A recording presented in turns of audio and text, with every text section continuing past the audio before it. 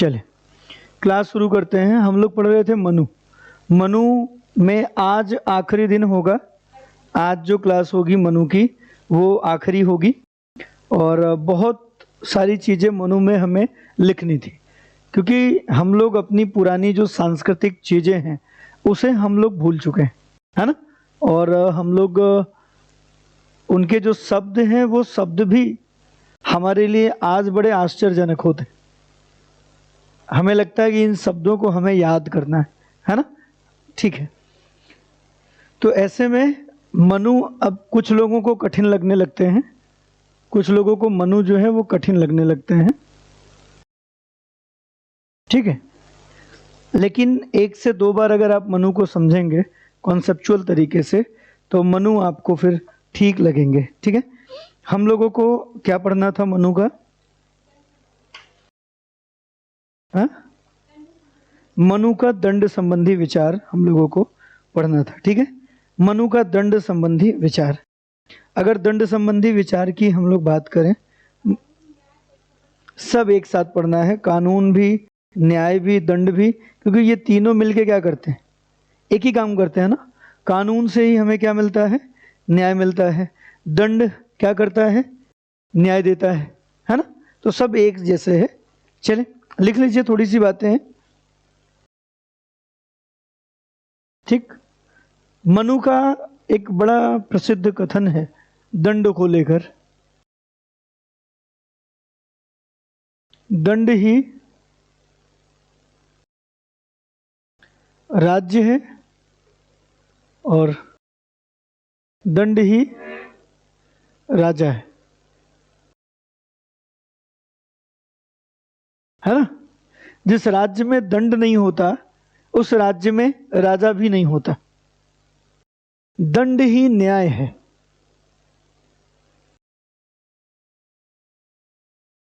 दंड ही न्याय है।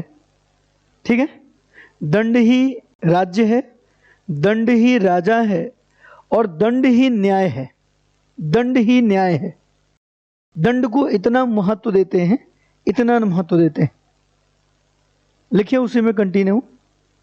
दंड में ही राज्य करने की शक्ति है। दंड में ही, आपको लिखना है, नोट्स बनाना है। दंड में ही राज्य करने की शक्ति है। राज्य करने की शक्ति है। दंड में ही राज्य करने की शक्ति है।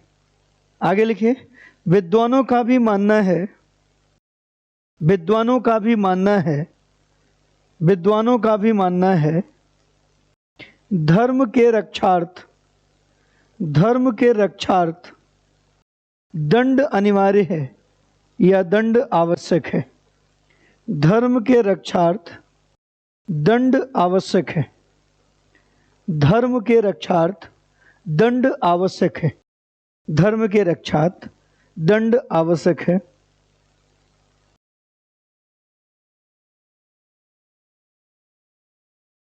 यदि दंड न हो तो,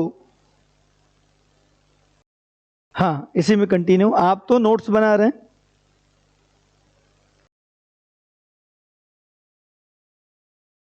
ओके।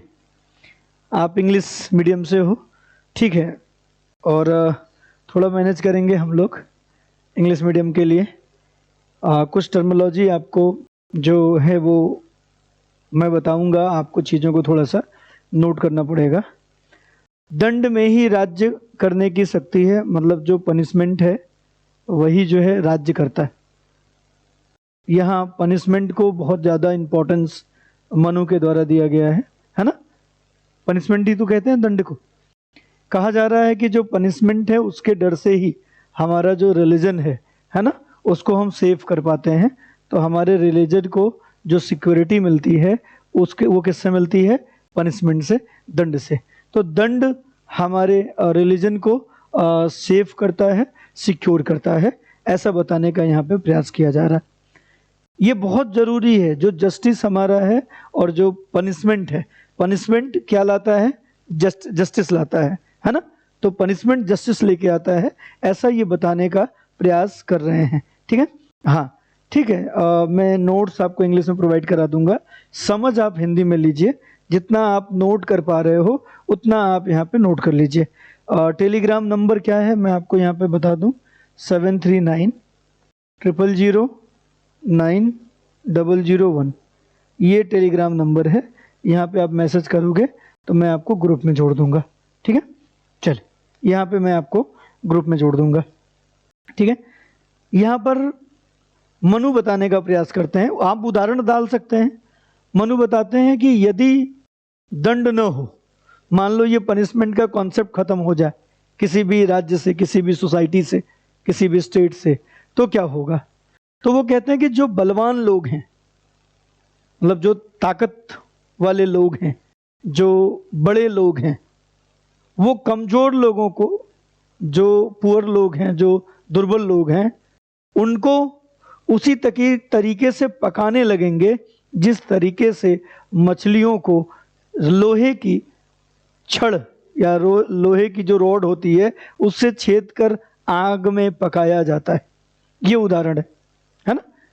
ये एग्जाम्पल देते हैं कि दंड नहीं होगा तो क्या होगा, तो जो मजबूत बलवान लोग हैं वो लोगों को उसी तरीके से पकाने लगेंगे जैसे छड़ों के द्वारा मछलियों को पकाया जाता है, या छड़ों में छेद करके, छड़ों से छेद करके मछलियों को पकाया जाता है। ऐसा अभी तो इन्होंने मछली बताया, इनको तो तंदूर लिखना चाहिए था नहीं उदाहरण में, क्योंकि तब तंदूर का कॉन्सेप्ट नहीं था मनुस्मृति में, तब लोग मछलियां खाया करते थे, है ना। तो ये कहते हैं कि मछलियों को जैसे पकाया जाता है, छड़ में छेद करके पकाते हैं, वैसे ही दंड न होने पर जो मजबूत लोग हैं वो दुर्बल लोगों को पकाने लगेंगे। ठीक, नोट कर लो, ये उदाहरण लिख लो आप।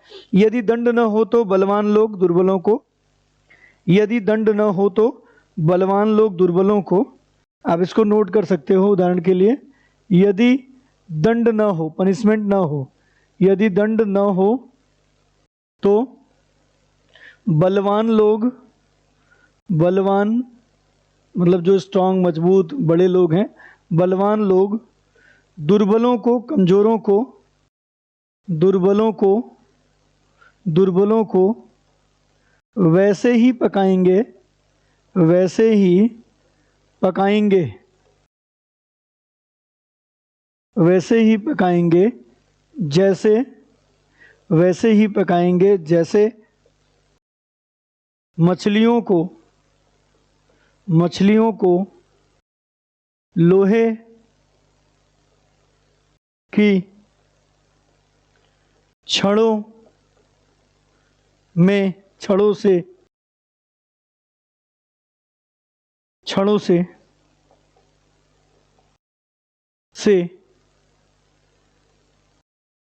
छेद करके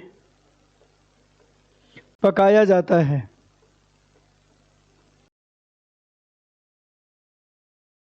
मतलब ये बड़ी बुरी स्थिति होती है मछलियों के लिए।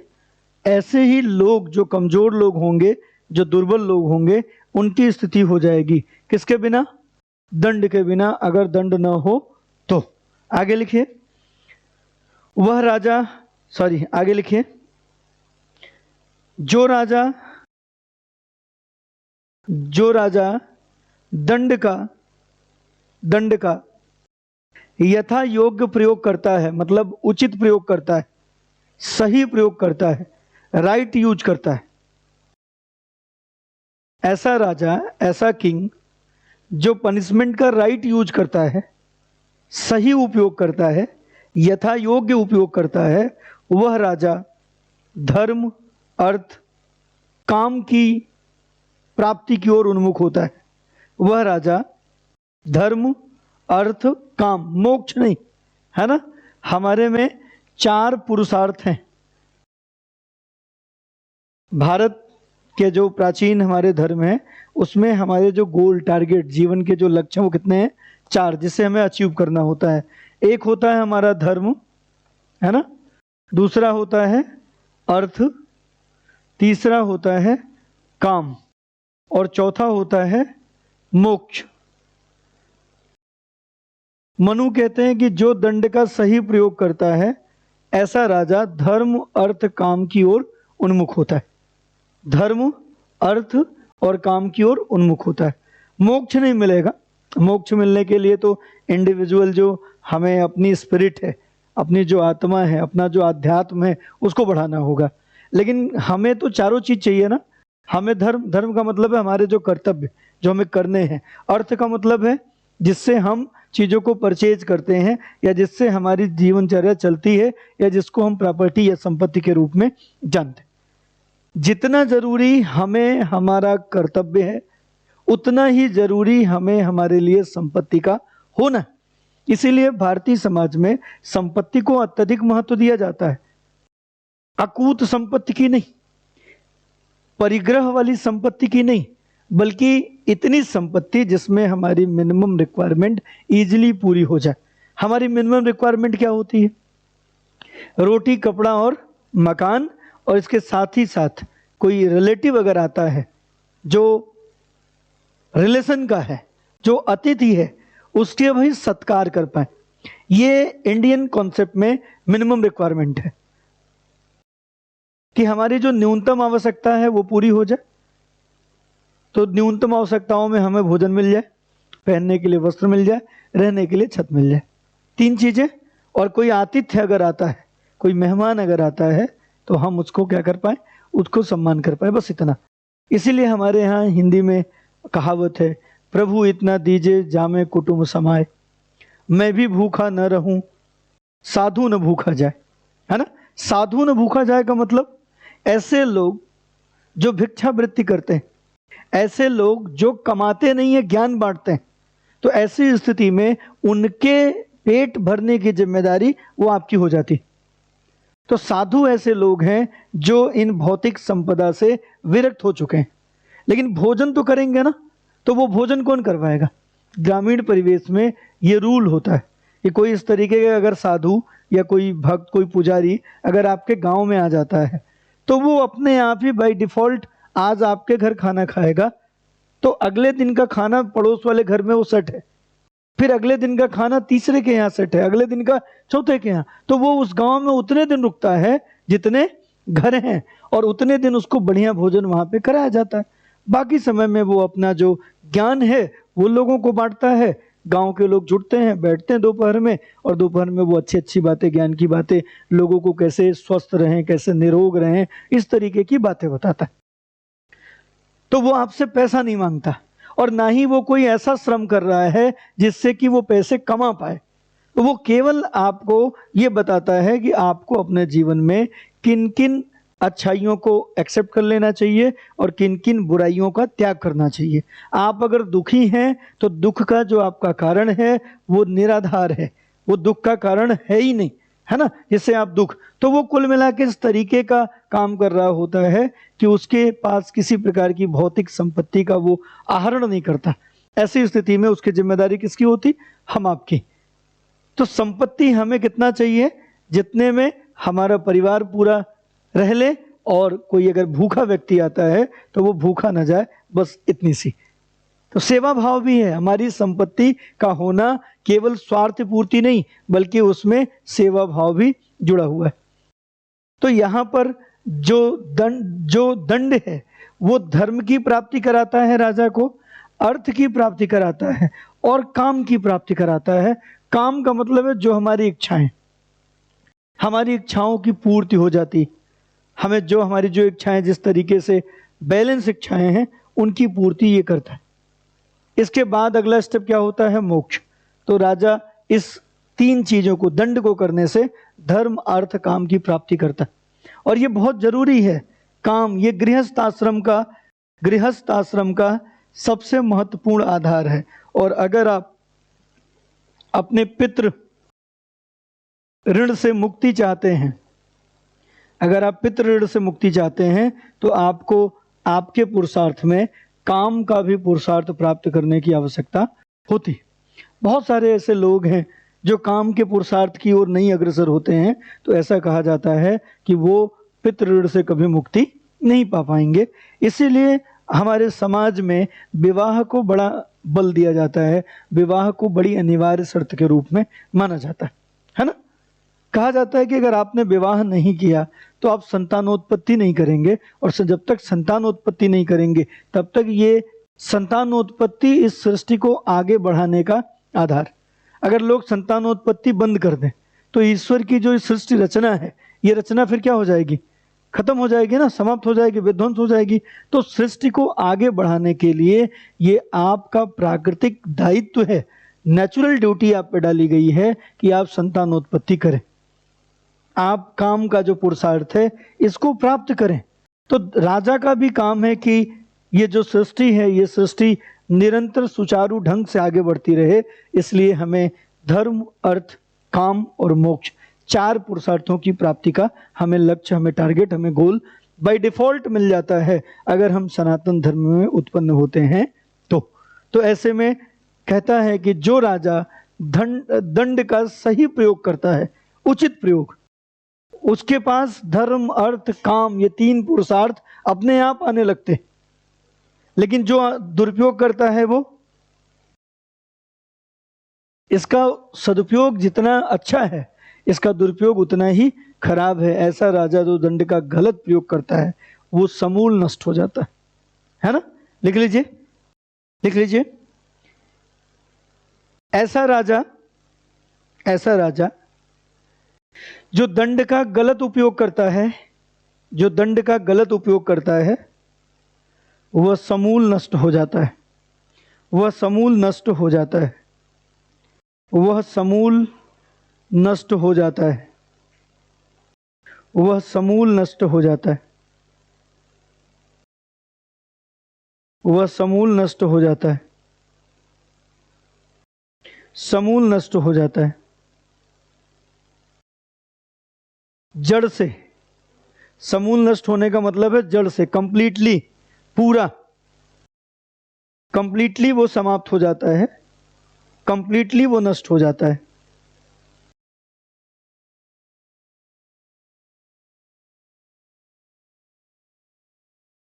कंप्लीटली वो नष्ट हो जाता है। ठीक है, हाँ, समूल नष्ट हो जाता है।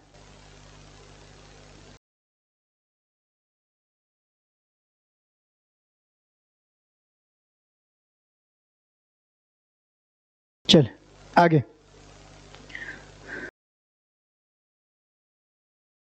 चार प्रकार के दंड की बात करते हैं मनु, 4 प्रकार के दंड की बात करते हैं। दंड के प्रकार, दंड के प्रकार, एक तो हम पढ़ा भी रहे हैं इंडियन पॉलिटिकल थिंकर्स, उसमें भी हम पढ़ा रहे हैं। सबसे शुरू में जो पॉलिटिकल थॉट हमारा निकला होगा वो निकला है धर्मशास्त्री, रिलीजियस पॉलिटिकल थॉट।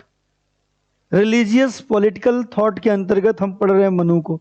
मनु के सारे विचार संस्कृत में हैं, संस्कृत के श्लोकों में है मनु। अब ऐसे मनु को हम थोड़ा अंग्रेजी में करने का प्रयास कर रहे हैं, बड़ा कठिन हो रहा। अंबेडकर को अंग्रेजी में करना आसान है, मनु को अंग्रेजी में करना थोड़ा सा कठिन है। कोई बात नहीं। अब देखिए, जो दंड है वो 4 प्रकार के दंड की बात की गई है, 4 प्रकार के दंड की बात। इसका हिंदी आपको समझ में आ जाए तो बहुत बड़ी बात है, अंग्रेजी तो और भी दूर की बात है। तो थोड़ा इसको इसी रूप में हम रखेंगे। पहला है धिक दंड। कैसा दंड है? धिक दंड। अभी हम बताएंगे धिक दंड। पहला है धिक दंड, दूसरा है वाग दंड, वाग दंड, वाग दंड। तीसरा है धन दंड, धन दंड। और चौथा है बाह्य दंड, बाह्य दंड, बाह्य दंड, बाह्य दंड, सॉरी, बाह्य दंड शारीरिक हो जाएगा। तो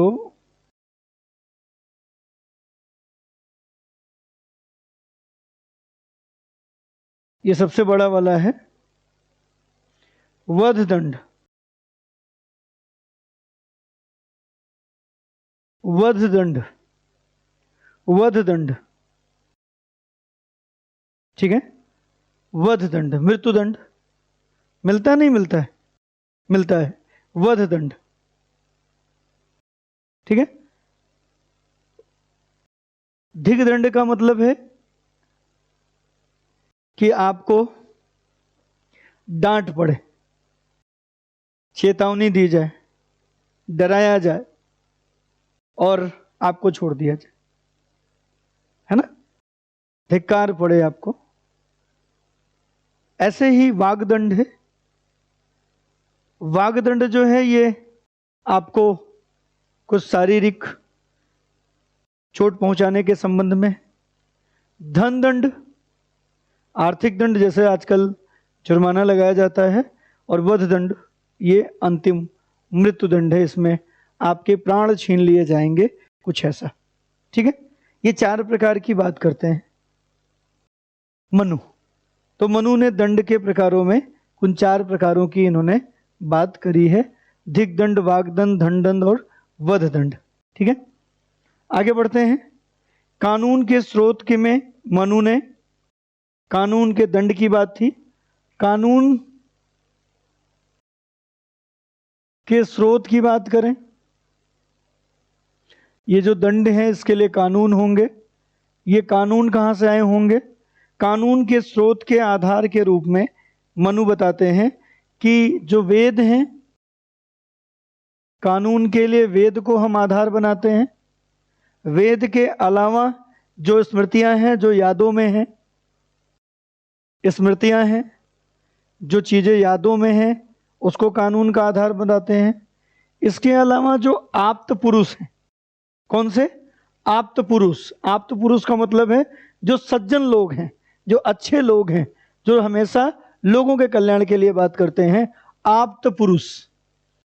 आप्त पुरुष मतलब जो ज्ञानी पुरुष हैं या जो सज्जन हैं, सज्जन आचार करने वाले लोग, मतलब जो अच्छा व्यवहार करते हैं, जो अच्छा आचरण करते हैं। सज्जन मतलब आचार, अच्छा आचार या सज्जनता का आचार करने वाला, है ना। आप्त पुरुष एक मान्य पुरुष होता है। जैसे हम लोग भी जब कभी अगर कुछ लोगों में विवाद हो तो उसमें आप ऐसे व्यक्ति को पंच परमेश्वर बनाते हैं जो लगता है कि वो सही बात करेगा, तो उसी को आप्त पुरुष कहते हैं। हर समाज में कुछ ऐसे लोग होते हैं जो औरों के लिए अच्छा काम करते हैं, सही बात कहते हैं, तो ऐसे लोगों की लोग बात मानते हैं, ऐसे लोगों की बातें अक्सर मान्य होती है। तो ऐसे आप्त पुरुष की बात की जा रही है। या कानून का आधार एक और होता है स्वसंतोष। स्वसंतोष, स्वसंतोष, इसको कहेंगे सेल्फ सेटिस्फेक्शन, है ना। यह कानून का आधार क्या होगा? सेल्फ सेटिस्फेक्शन, स्वसंतोष। आप कह रहे होंगे कि इसको 2 कोड़े मार दो, बस मैं जो मुझे तकलीफ हुई है मैं भूल जाऊंगा। मतलब 2 कोड़े मरवा देना और आप अपनी तकलीफ भूल जाते हो, तो ये जस्टिस हो जाएगा। 2 कोड़े का दंड आपको स्वसंतोष दे देगा। ये कानून का रूप हो सकता है। तो कानून के स्रोत के आधार पर मनुस्मृति में कानून का जो स्रोत है वो वेद हैं, स्मृतियां हैं, आप्त पुरुष के वचन हैं और सेल्फ सेटिस्फेक्शन है। इसको कानून का आधार बनाया जाता है और जिन आधारों पर दंड देने का काम होता था। आज कानून का आधार क्या है? आज कानून का आधार हमारा कॉन्स्टिट्यूशन है। आज कानून का आधार कॉन्स्टिट्यूशन के अकॉर्डिंग जो बिहेवियर डिसाइड किया गया है, उस बिहेवियर के लिए हमने कुछ आईपीसी, सीआरपीसी, इन चीज़ों को बना रखा है। कुछ परंपराएं भी हमारे यहाँ कानून का आधार हैं, तो ये आधार होती थी। ऐसा ही यहाँ पर कानून के स्रोत के रूप में आप देख सकते हैं क्या क्या है। ठीक, लिखिए, आगे लिखिए। मनु का न्याय, मनु का न्याय लिखित रूप में वर्णित है। मनु का न्याय रिटन फॉर्म में है। जो मनु का न्याय है, जस्टिस, न्याय लिखित रूप में है, लिखित रूप में है। ऐसा नहीं है कि जो मनु का जस्टिस है वो कोई ट्रेडिशन के आधार पर है, पूरा का पूरा रिटर्न फॉर्म है। इसलिए मनु जो है विवादों का निपटारा दो प्रकार के कानूनों से करने की बात करते हैं, है ना। रिटर्न फॉर्म में है दो प्रकार से विवादों का निपटारा। जो डिस्प्यूट है टू टाइप्स के माने जाएंगे। विवादों का जो निस्तारण है, जो सॉल्यूशन है, वो टू टाइप से होता है। और आज भी ये प्रचलित है। आज भी जो न्याय प्रणाली में, आप न्यायिक व्यवस्था में जाएंगे तो आपको जो अपराध जो किया उसका जो नेचर है वो टू टाइप से माना जाएगा। एक तो माना जाएगा फौजदारी। कौन सा? फौजदारी। इसको क्रिमिनल नेचर वाले केस कहते हैं। Criminal nature. फौजदारी क्या होता है? क्रिमिनल नेचर वाला होता है। और एक होता है दीवानी। जनरली दीवानी जो होता है ये रेवेन्यू से, राजस्व से रिलेटेड होता है, बट इसको हम सिविल भी कहते हैं। तो ये होता है सिविल नेचर का, और ये होता है क्रिमिनल नेचर का। क्रिमिनल आपराधिक प्रवृत्ति का जो केसेस होते हैं उसको हम फौजदारी कहते हैं, और जो नागरिक प्रकार का जो केसेस होते हैं, मुकदमे होते हैं, उनको हम सिविल कहते हैं। होता क्या है, जब कभी हिंसा संबंधी विवाद हो, हिंसा संबंधी डिस्प्यूट, संबंधी विवाद, ठीक है, जब कभी हिंसा हुआ होगा तो वो होगा फौजदारी। और जब कभी भूमि या धन से रिलेटेड बातें होंगी, धन अथवा भूमि से संबंधित विवाद होगा, मतलब किसी ने पैसा ले लिया है, किसी ने आपकी जमीन ले ली है, कोई संपत्ति ले ली है, इससे संबंधित जब कोई बात होगी तो उसको हम दीवानी नेचर, सिविल नेचर की बात करते हैं। मनु के टाइम की बात कर रहे हैं और ये आज भी ऐसा ही है। और अगर किसी की हत्या, कोई हिंसा, कोई मारपीट का मामला होगा तो वो विवाद कैसा माना जाएगा? फौजदारी।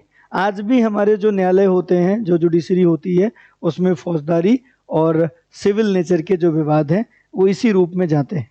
ठीक, चल कैसे करेगा?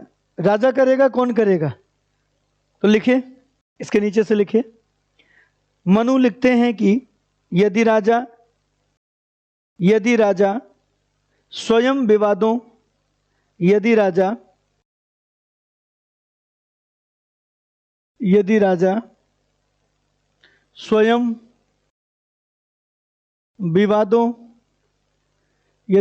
स्वयं विवादों का निपटारा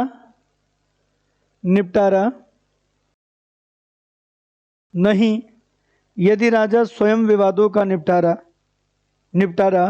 नहीं करे तो उसे इस कार्य के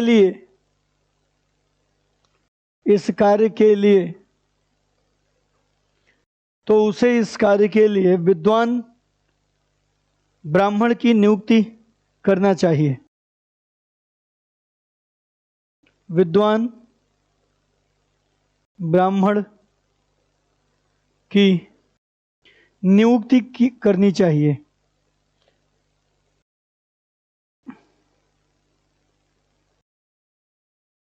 है ना? इंटेलिजेंट ब्राह्मण को अपॉइंट किया जाना चाहिए। इंटेलिजेंट ब्राह्मण होते थे, हाँ, उनको अपॉइंट किया जाना चाहिए, ऐसा कहा जाता है।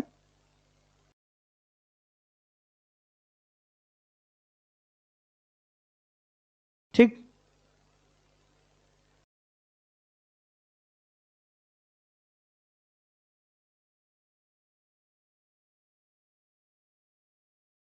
और ये भी ऐसा नहीं है कि विद्वान ब्राह्मण ये एक अकेला न्याय करेगा। ठीक, लिखते हैं कि विद्वान ब्राह्मण भी ऐसे 3 व्यक्तियों के साथ मिलकर, ऐसे 3 व्यक्तियों के साथ, 3 व्यक्तियों के साथ मिलकर न्याय करेगा जो न्याय करने योग्य हो, है ना। तो 3 और व्यक्ति होंगे जो न्यायाधीश होंगे, उनके साथ इंक्लूड होगा कौन? ये विद्वान ब्राह्मण। और तब क्या करेगा? न्याय करेगा।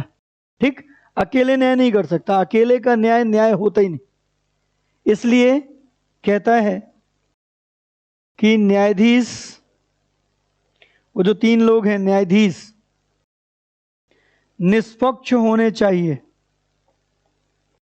न्यायाधीश निष्पक्ष होने चाहिए। न्यायाधीश निष्पक्ष होने चाहिए, मतलब वो भेदभाव नहीं करते, ऐसे न्यायाधीश होने चाहिए। न्यायाधीश निष्पक्ष होने चाहिए। ठीक, आगे इसी में एक लाइन और निकल कीजिए। जहां सत्य असत्य से पीड़ित होता है, इन्वर्टेड कॉमा अंडरलाइन, जहां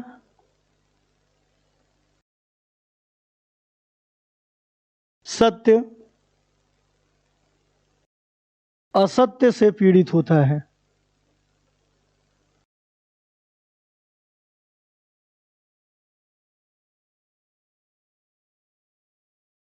जहां सत्य असत्य से पीड़ित होता है, उसके उसके सदस्य भी पाप के भागी होते हैं। पीड़ित होता है, उसके सदस्य भी पाप के भागी होते हैं। पाप के भागी होते हैं, उसके सदस्य भी पाप के भागी होते हैं, पाप के भागी होते हैं।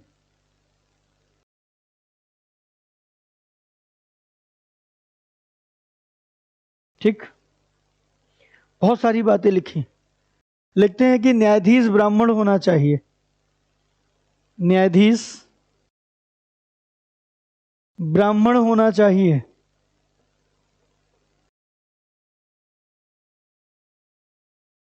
शूद्र नहीं। ठीक, ब्राह्मण का मतलब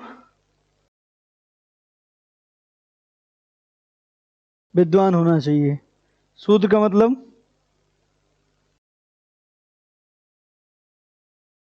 अब देख लो कितना अंतर आ जाता है केवल शब्द से।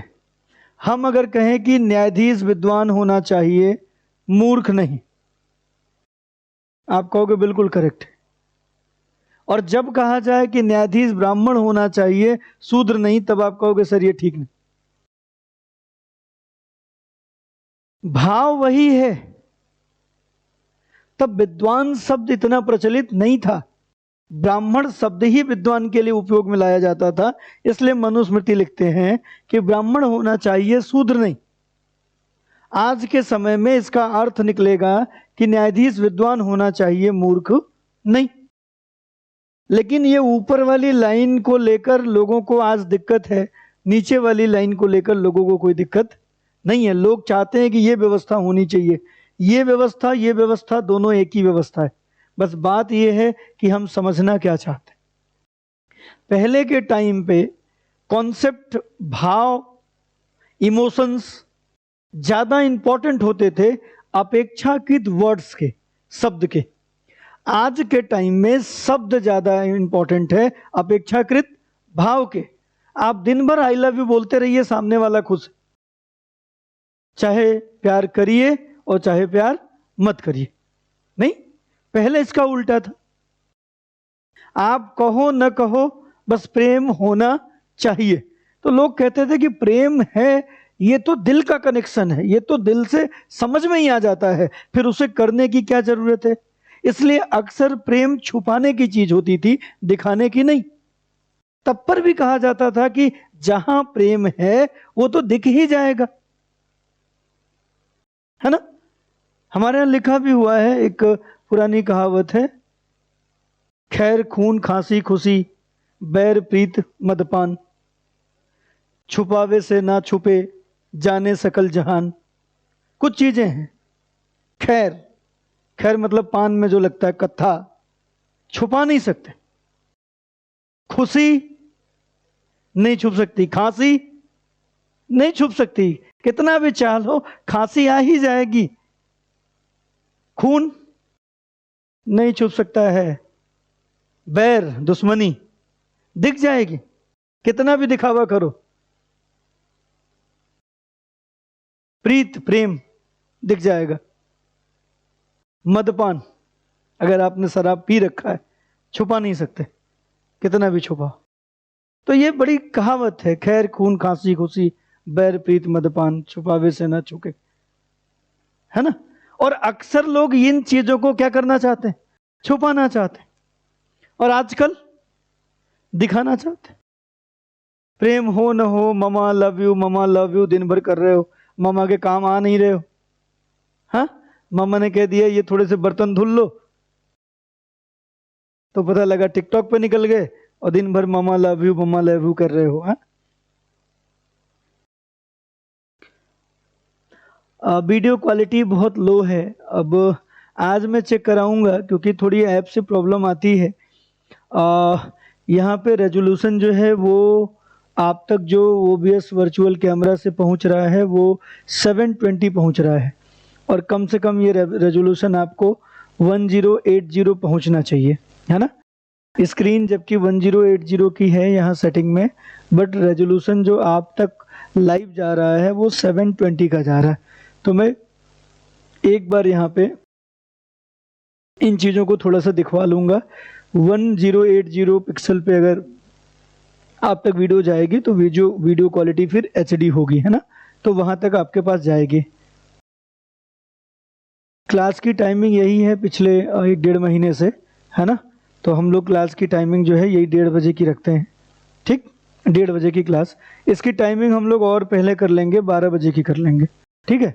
हाँ, इसकी टाइमिंग हम लोग 12 बजे की कर लेंगे। आप लोग जब से कहेंगे तब से ये टाइमिंग 12 बजे की हो जाएगी।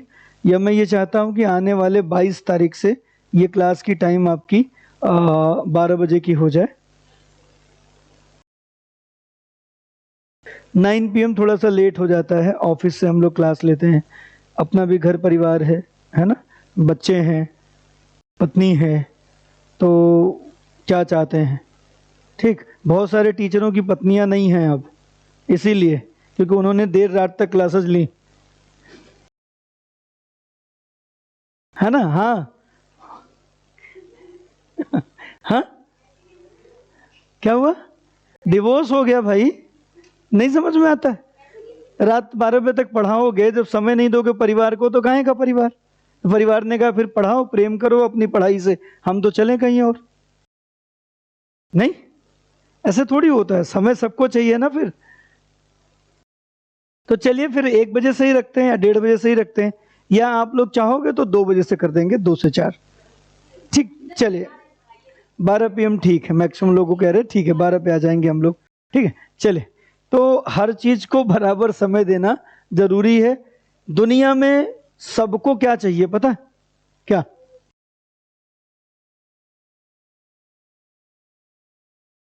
टाइम चाहिए। दुनिया में हर किसी को अपना बनाने के लिए या बने रहने के लिए क्या जरूरत होती है, टाइम की। दुनिया की हर चीज दो, टाइम मत दो, वो चीज नहीं होगी आपकी। UPSC है, UPSC को खूब पैसा दो, आप जितना पैसा दे सकते हो, 5-7 लाख हमको दे दो, 5-7 लाख पड़ोस में दे दो किसी को, है ना, ऐसे दे दो, कितना पैसा दे दो। लेकिन UPSC आपको तब मिलेगा, बफरिंग नहीं होनी चाहिए, क्योंकि यहाँ पे नेट की स्पीड बहुत अच्छी है ना, और नेट की स्पीड तो ठीक ठाक चल रही है। बफरिंग होने का अगर कोई कारण हो सकता है तो वो हो सकता है कि कुछ ऐप में अभी प्रॉब्लम हो। ठीक है, आज मैं बात करूंगा, हम लोग 2-3 दिन से लगातार बात कर भी रहे हैं, थोड़ी थोड़ी दिक्कतें लोगों को आ रही है। ठीक है, हाँ, आज की क्लास आप मैनेज कर लो, अपना भी नेट चेक करो। कभी कभी होता क्या है, इधर का नेट तो ठीक है, उधर का अपना वाला नेट तो नहीं खराब है, उसको भी देख लो आप। हाँ हाँ, एक बार अपनी भी नेट स्पीड फ्लाइट मोड लगा के खोलो तो शायद स्मूथली क्लास होने लगे। और भी लोगों को दिक्कत हो रही है? हाँ, जो और भी लोग यहाँ पे लाइव पढ़ रहे हैं, क्या उनको भी क्लास में बफरिंग हो रही है? एक बार कंफर्म कर दें। नहीं, देखिए रुखसार को क्लास में कोई बफरिंग नहीं आ रही है। ठीक है, हाँ, तो एक बार अपना भी जो नेट स्पीड है ना उसको आप चेक करें तो आइडिया लग जाएगा। बाकी क्लास फ्लोली चल रही है। देखिए यहाँ सिमरन भी लिख रही है कि सर बफरिंग नहीं हो रही है। ठीक, तो यहाँ से क्लास ठीक जा रही है। अमन भी कह रहे हैं सर ऑल ओके, है ना, तो बफरिंग नहीं हो रही है। एक बार आप अपना नेट चेक करें, आइडिया लग जाएगा। चले, है ना। तो यहाँ पर हम लोग जो है मनु पढ़ रहे हैं, और मनु चूंकि बहुत जमीनी स्तर के लोग हैं, इसलिए आप जो अपने आसपास की छोटी छोटी चीजें हैं उनको भी आप अपने उदाहरणों में डाल सकते हैं, है ना, अपने उदाहरणों में डाल सकते हैं। ठीक, तो न्यायाधीश ब्राह्मण होना चाहिए, शूद्र नहीं, इसका अर्थ होता है न्यायाधीश विद्वान होना चाहिए, मूर्ख नहीं। यही कहने का प्रयास कर रहे हैं। मनु जब कहते हैं कि न्यायाधीश विद्वान होना चाहिए, ब्राह्मण होना चाहिए, तो इनका कहना होता है कि न्यायाधीश मनोवैज्ञानिक भी होना चाहिए। क्या न्यायाधीश कैसा होना चाहिए? मनोवैज्ञानिक भी होना चाहिए। अब अगर वो विद्वान है तभी मनोवैज्ञानिक होगा ना, कि मूर्ख भी मनोवैज्ञानिक होता है? मूर्ख कुतर्क करता है, मनोविज्ञान नहीं जानता है। मनोविज्ञान जानने से क्या होगा? क्यों कह रहे हैं कि न्यायाधीश को मनोवैज्ञानिक होना चाहिए? क्योंकि बहुत सारे ऐसे गुण हैं, बहुत सारे ऐसे शारीरिक बनावट और चिन्ह हैं जो अपराधी में होता ही होता है। कई बार हम लोग भी किसी का चेहरा देखते हम लोग कहते हैं पक्का अपराधी होगा। कुछ ऐसी वाइब्स होती है ना, क्योंकि आज तक वैसे जैसे लोग हमने देखे वो अपराधी ही मिले, तो देख के कहते हैं ये पक्का अपराधी होगा। ऐसे ही न्यायाधीश को मनोवैज्ञानिक होना चाहिए। मनोवैज्ञानिक होने के दशा में वो व्यक्ति के बाहरी चिन्हों जैसे स्वर, वाणी, जैसे रंग, संकेत और चेष्टा जो वो कर रहा है, जो आचार कर रहा है, जो बिहेवियर कर रहा है, उन बिहेवियर से उसके आंतरिक भाव को जान सके, है ना। देख के ही बता देते हैं, कुछ लोग तो कहते हैं हम इतने अनुभवी हैं, देख के ही बता देंगे कि तुम कैसे आदमी हो। तो ऐसे ही मनोवैज्ञानिक होना चाहिए। विद्वान व्यक्ति मनोवैज्ञानिक होता है जो बाह्य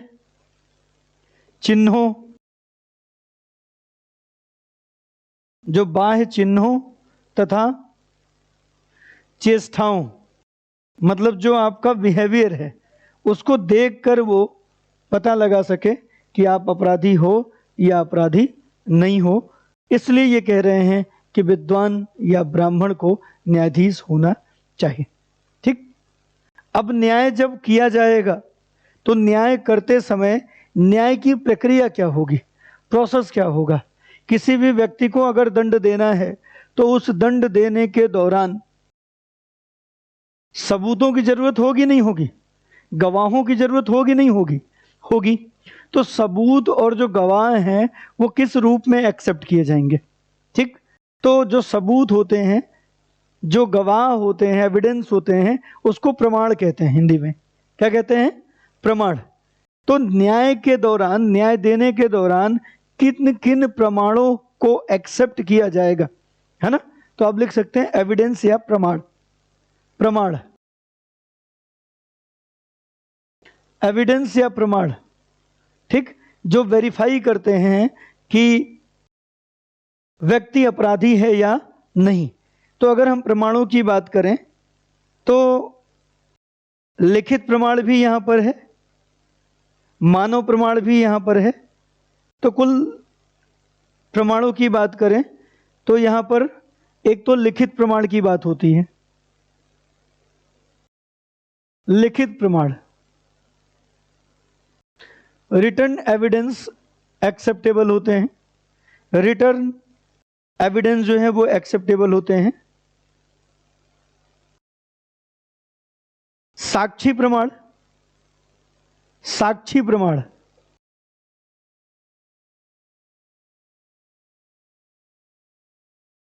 ये साक्षी प्रमाण कौन होता है?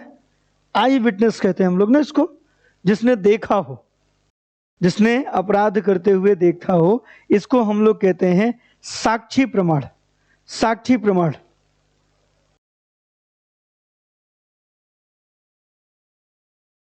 ठीक, साक्षी प्रमाण। इसके अलावा साक्षी प्रमाण, ठीक, इसके अलावा यौक्ति प्रमाण,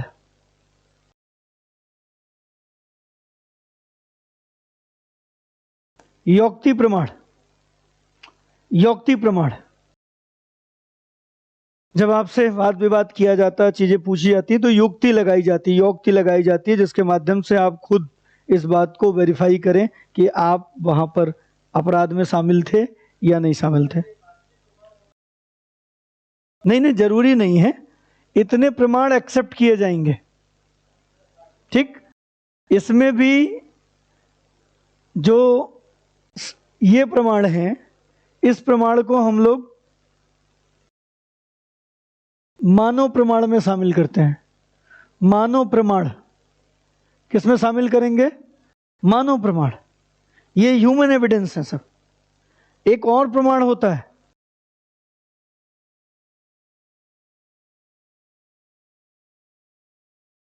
दिव्य प्रमाण।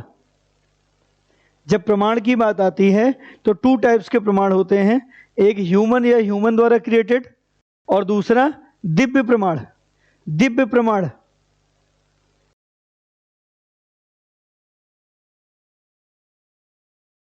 ठीक है।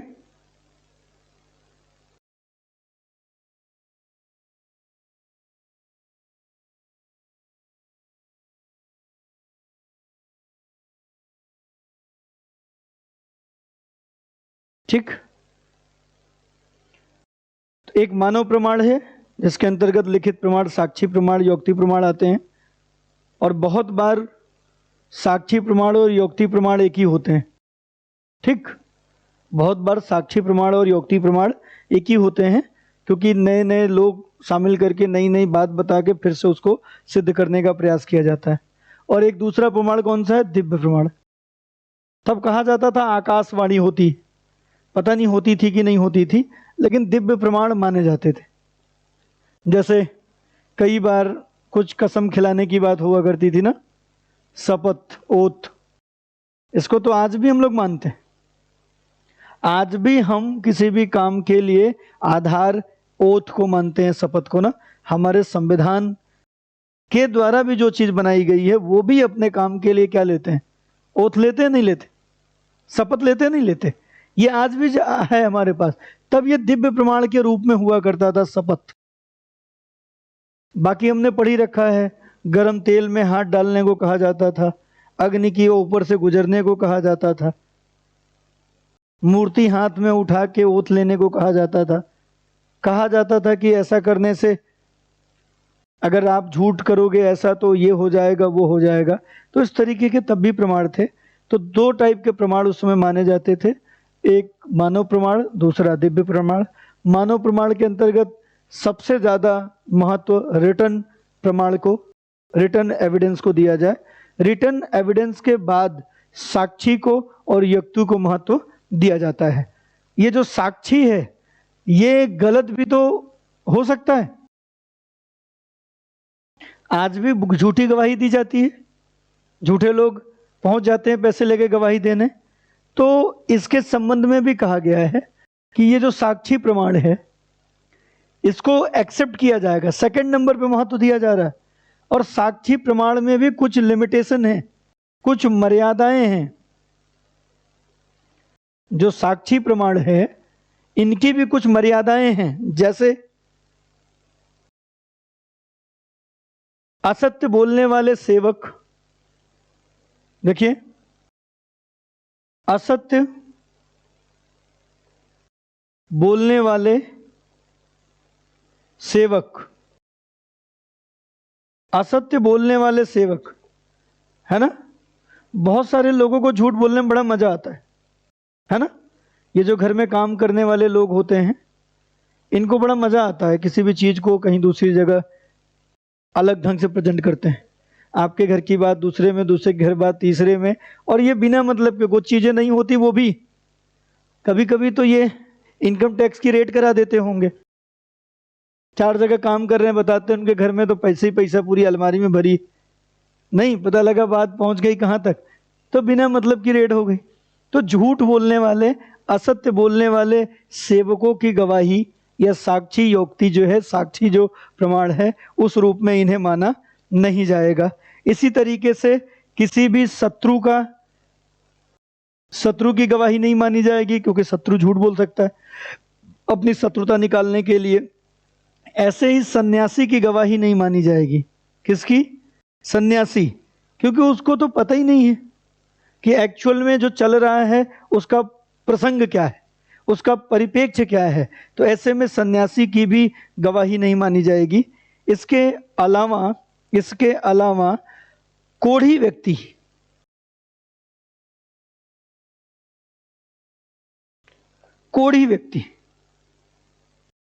कोढ़ी कौन होता है? ये एक रोग होता है जिसको कुष्ठ रोग कहते हैं आजकल ना, कोढ़ी। एक टाइम में ये रोग बड़ा संक्रामक और खराब माना जाता था। इस रोग के लोगों का कहीं ना कहीं सामाजिक बहिष्कार भी हो जाता था। इनके नजदीक लोग नहीं जाना चाहते थे, और ऐसा कहा जाता था जिसने जीवन में बड़े पाप किए उसको ही कुष्ठ होगा। हमारे यहाँ तो श्राप दिया जाता था। कोई भी अगर व्यक्ति किसी को प्रताड़ित करे, कहता है कि जाओ मेरा श्राप है, तुम कोढ़ी हो जाओ, नहीं तो उसमें हाथ पैर ये सब सफेद होने लगते हैं, है ना। तो लोग बहिष्कार करते हैं, लोग जुड़ना नहीं चाहते, मिलना नहीं चाहते। अब पता लगा कि ये कोढ़ जो था ये रोग था, कुष्ठ रोग, दवाई खाने से सही हो जाता है। पहले सामाजिक बहिष्कार का आधार हुआ था। तो इसमें कहा गया था कि असत्य बोलने वाले, दुश्मन, सन्यासी और कोढ़ी, ऐसे लोगों के साक्षी प्रमाण को एक्सेप्ट न किया जाए, स्वीकार न किया जाए। साथ ही साथ ये भी कहा गया था कि ब्राह्मण साक्षी को विशेष महत्व दिया जाए। किसको? अगर साक्षी ब्राह्मण है तो उसको विशेष महत्व दिया जाए, और झूठे साक्षी को कड़े से कड़ा दंड दिया जाए। मिथ्या गवाही देने वाला झूठ साक्षी को ज्यादा से ज्यादा दंड दिया जाए, कठोर दंड दिया जाए, जिससे कभी वो मिथ्या साक्ष्य के रूप में किसी को कोई दंड न दिला पाए। ठीक, ब्राह्मण साक्षी को विशेष महत्व दिया जाना चाहिए, ऐसा भी मनु लिखते हैं। जो मैं कह रहा हूं लिख लिया करिए, है ना। आप लिख सकते हैं कि ब्राह्मण साक्षी को विशेष महत्व दिया जाना चाहिए। नोट कर लीजिए, ब्राह्मण साक्षी को विशेष महत्व दिया जाना चाहिए। ब्राह्मण साक्षी को विशेष महत्व दिया जाना चाहिए, विशेष महत्व दिया जाना चाहिए। और असत्य बोलने वाले साक्षी को कठोर दंड दिया जाना चाहिए, कठोर दंड दिया जाना चाहिए,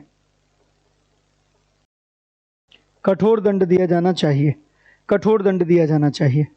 ठीक है, तो ये हो गया इनका कानून, इनका न्याय, इनका दंड। ठीक, दंड ठीक ठाक था, अच्छे दंड की बात ये करते हैं, बढ़िया दंड देने की बात ये जो है करते हैं। ठीक, चल आगे बढ़ते हैं। मनु का राजकोष तथा अर्थव्यवस्था लिख लेते हैं। मनु का राजकोष,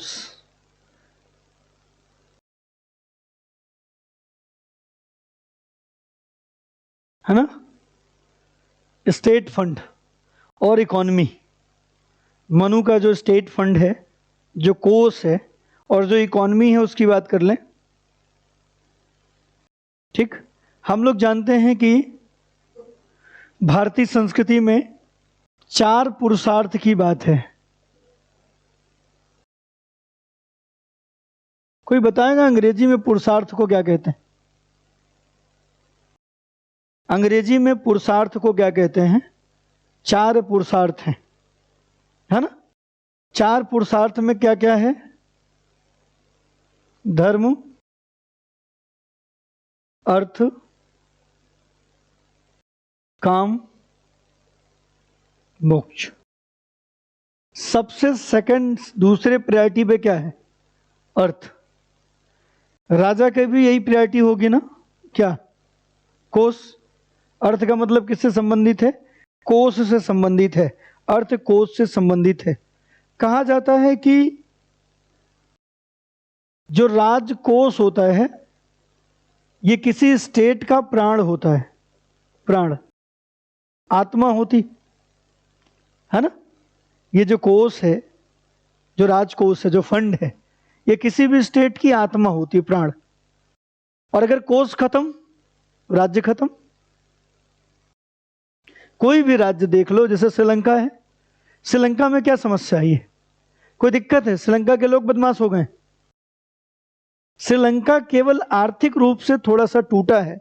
श्रीलंका केवल आर्थिक रूप से थोड़ी सी अव्यवस्था आई है, जैसे लगता है श्रीलंका में कुछ है ही नहीं, न सरकार है न लोग हैं, सब भेड़िए बनते जा रहे हैं। प्राण है क्योंकि मर रहे हैं।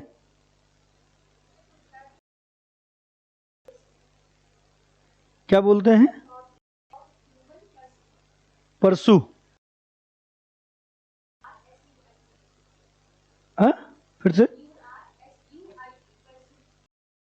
परसू, परसूट, प्रसूट। यहाँ पे एफर्ट्स लिखा है, सिमरन ने कहा है। हाँ, ऑब्जेक्ट ऑफ ह्यूमन परसूट। ठीक है, ये पुरुषार्थ होते हैं। और object of human pursuit, pursuit क्या पुरुषार्थ ही लिखा है, वो ट्रांसलेट नहीं है ना? है, चलो परसूट लिखा है। तो ऑब्जेक्ट ऑफ ह्यूमन परसूट कितने होते हैं? 4 होते हैं। ठीक, चलो इसको रिलीजन बोलते हैं, इसको इकोनॉमिक बोलते हैं, इसको हटा दिया, लिखेगा ही नहीं क्योंकि उसको लगता है कि ये खराब शब्द है। ठीक, मोक्ष को तो क्या लिखता हूं? हाँ हाँ, इसको डिजायर लिखा है, काम को ना। क्या स्पेलिंग होती है? DESIR। ठीक, अब समझ में आया? स्विफ्ट डिजायर, स्विफ्ट डिजायर समझते हो? डिजायर, हाँ डिजायर है। और ये क्या है? लिबरेशन।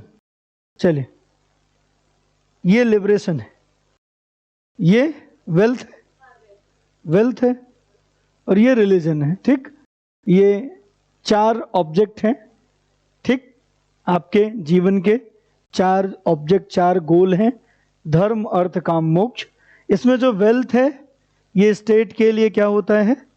प्राण होता है, आत्मा होती है, स्पिरिट होती है, सोल होती है। ऐसा आप समझ सकते हैं मनु के बारे में। ठीक, चले लिखिए आगे। मनु ने कोष को अपने सप्तांग सिद्धांत में भी स्वीकार किया है। मनु ने कोष को अपने सप्तांग सिद्धांत में भी स्वीकार किया है। कोष को सप्तांग सिद्धांत में भी स्वीकार किया है। सप्तांग सिद्धांत में भी स्वीकार किया है। सप्तांग सिद्धांत में भी स्वीकार किया है। कोष है सप्तांग सिद्धांत में, कोष है, कोष को स्वीकार किया है, कोष को स्वीकार किया है। मनु ने बताया कि राजा को धीरे धीरे करके कोष में संचय करना चाहिए। राजा को धीरे धीरे करके, राजा को धीरे धीरे करके, राजा को धीरे धीरे करके कोष में संचय करना चाहिए, सेविंग करनी चाहिए, संचय करना चाहिए, संचय करना चाहिए। मतलब धीरे धीरे कोष को बढ़ाना चाहिए, सेविंग्स उसमें धीरे धीरे करके बढ़ानी चाहिए। तो उनको धीरे धीरे करके बढ़ाना चाहिए। यह भी ध्यान देना चाहिए, यह भी ध्यान देना चाहिए कि राजा कर लेने का अधिकारी तभी है, मतलब टैक्स लेने के लिए ऑथराइज तभी है। राजा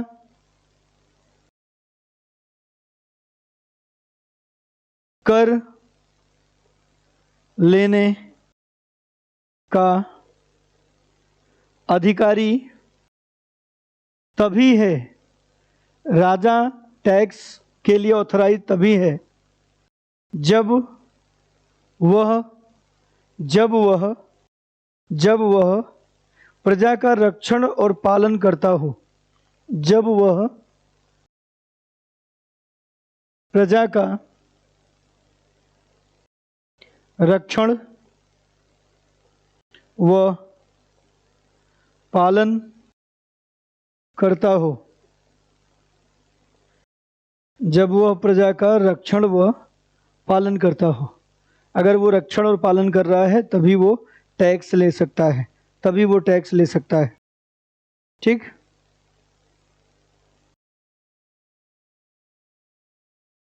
जो राजा, अगली लाइन से, जो राजा कर्तव्य नहीं करता, जो राजा कर्तव्य नहीं करता,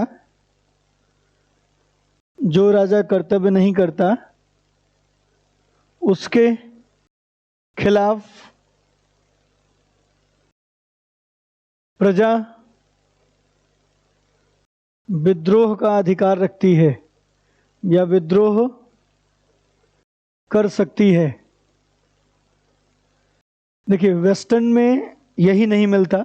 वेस्टर्न के जितने भी विचारक हैं वो स्टेट के अगेंस्ट या राजा के अगेंस्ट विद्रोह करने का अधिकार नहीं देते। ऊपर से दैवी राज्य के हुए तो बिल्कुल नहीं देते।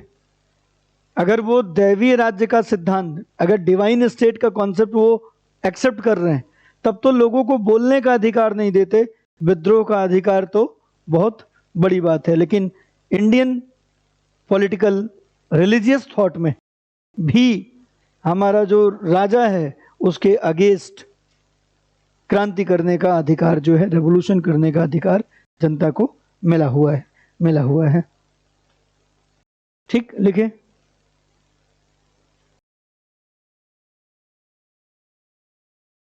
क्या लिखा? विद्रोह कर सकती है।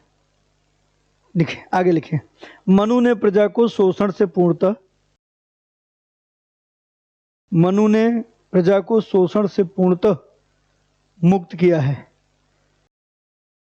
शोषण से पूर्णतः मुक्त किया है।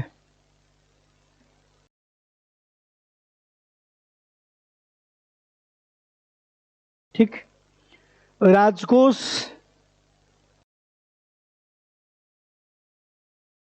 का मुख्य आधार क्या है? कर, है ना, टैक्स। इसलिए मनु ने टैक्स के प्रकार भी बताए हैं। इसलिए मनु ने क्या बताए हैं? टैक्स के प्रकार। बलि, ये तो कई बार आपके इतिहास में पूछा गया है।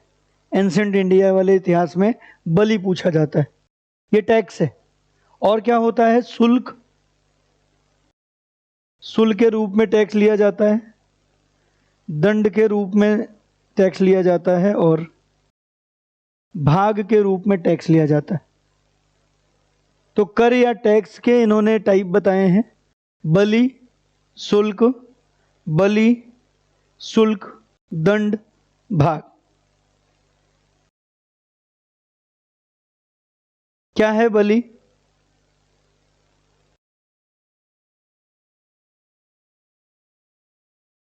लोग मास के अंत में या वर्ष के अंत में जो वस्तुएं धन धान्य राज्य को भेजा जाता है उसे बलि कहते हैं। उसे बलि कहते हैं। उसे बलि कहते हैं, है ना। राजकोष में कुछ वस्तुएं, ये सारी चीजें भेज दी जाती थी, इसे जो है बलि कहते थे।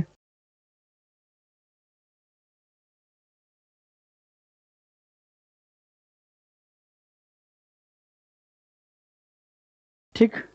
जो जुर्माने के रूप में लिया जाता था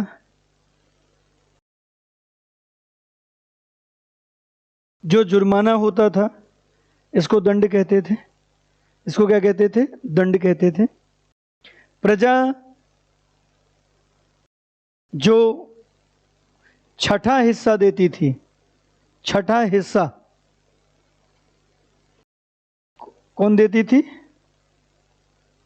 प्रजा। प्रजा जो है वो छठा हिस्सा राजकोष में देती थी।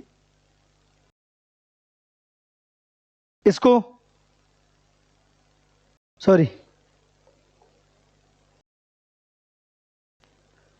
नहीं, ठीक है, छठा हिस्सा जो है ये प्रजा देती थी। इसको क्या कहा जाता था? शुल्क।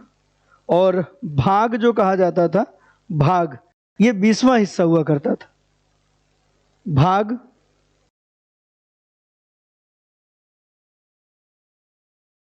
20वां हिस्सा हुआ करता था। शुल्क जो शुल्क शुल्क जो है ये प्रजा भी देते थे और व्यापारी भी देते थे। 20वां भाग कुल आमदनी का प्रजा का जो होता था उसका 20वां भाग भाग कहलाता था। हाँ, इनकम का छठा हिस्सा, इनकम का छठा हिस्सा ये शुल्क कहलाता था, शुल्क कहलाता था।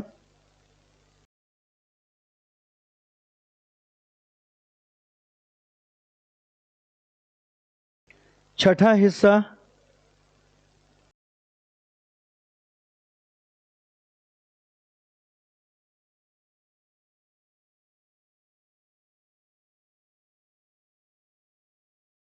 इसको कर लेते हैं कंफर्म। शुल्क जो है ये 20वां भाग, ठीक।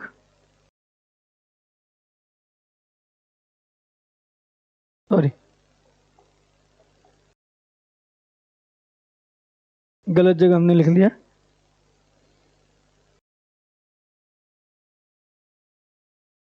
छठा भाग ये प्रजा से लिया जाता था।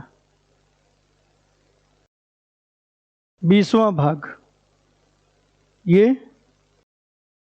शुल्क हुआ करता था, ये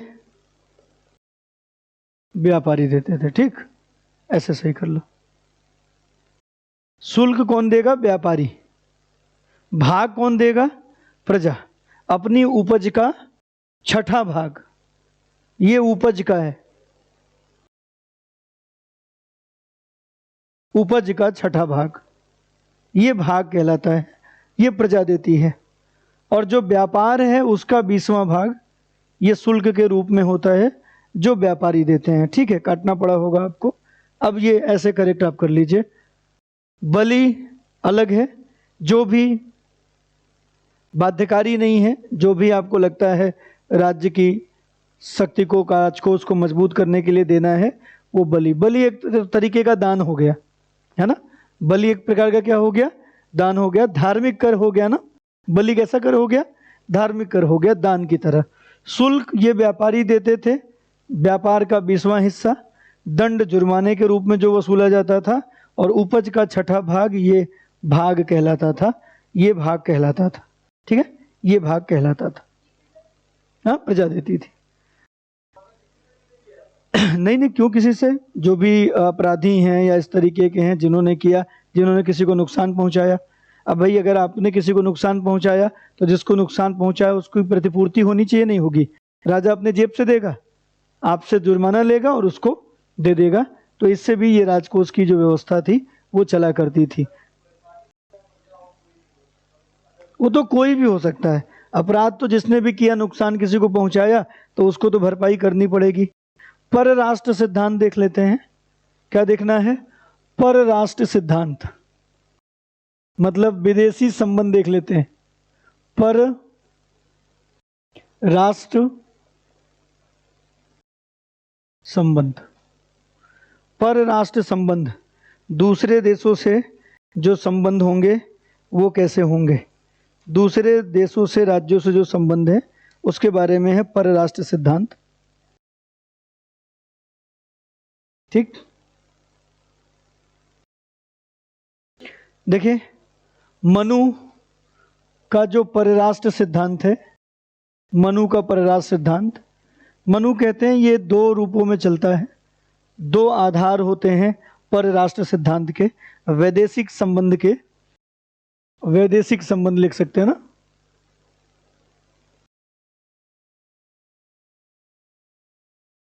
वैदेशिक संबंध कहते हैं ये मुख्यतः दो आधारों पर संचालित होते हैं। पहला आधार होता है मंडल सिद्धांत, पहला आधार होता है मंडल सिद्धांत, मंडल सिद्धांत, और दूसरा आधार होता है षड्नीति, षड्नीति, षड्नीति। ये दो सिद्धांत होते हैं जिन सिद्धांतों के आधार पर हम अपने विदेशी संबंध जो है रखते हैं, अपने विदेशी संबंध रखते हैं। ये दो प्रकार के हैं। मनु का मानना है कि जो राजा हैं वो अक्सर अपना क्षेत्र विस्तार चाहते हैं, जो राजा हैं वो अक्सर अपनी चीज़ों को बड़ा करना चाहते हैं, और जब वो अपनी चीज़ों को बड़ा करना चाहते हैं तो वो जीतने की इच्छा रखते हैं। जीतने की इच्छा रखने वाले राज्य को बिजगीसु राज्य कहा जाता है। कैसा राज्य कहा जाता है? बिजगीसु राज्य। तो इसी प्रभाव को जीतने की इच्छा रखने वाले आदि के आधार पर मनु ने 4 प्रकार के राज्यों की बात की। ठीक है, मंडल सिद्धांत हो गया और षड्नीति हो गई। मनु जो है, मनु ये राज्य की प्रकृति बताते हैं, राज्य की प्रकृति। 4 प्रकार के राज्य होते हैं अपने प्रकृति के आधार पर। कितने प्रकार के राज्य होते हैं? 4 प्रकार के राज्य होते हैं। इसकी गिनती बताते हैं। एक को कहते हैं मध्यम राज्य, मध्यम राज्य, मध्यम राज्य। दूसरे को कहते हैं बिजगीसु राज्य,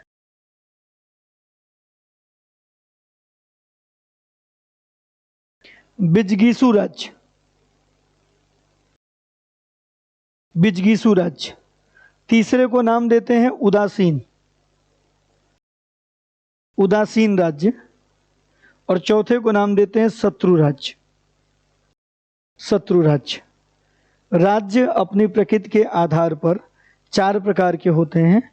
एक होता है मध्यम राज्य, दूसरा है बिजगीसु राज्य, बिजगीसु राज्य। तीसरा है उदासीन राज्य, उदासीन राज्य। और चौथा है शत्रु राज्य, शत्रु राज्य। ठीक है, शत्रु राज्य। इसको लिख लेते हैं अलग से, 4 प्रकार के राज्य, इनकी व्याख्या कर लेते हैं। मध्यम राज्य है,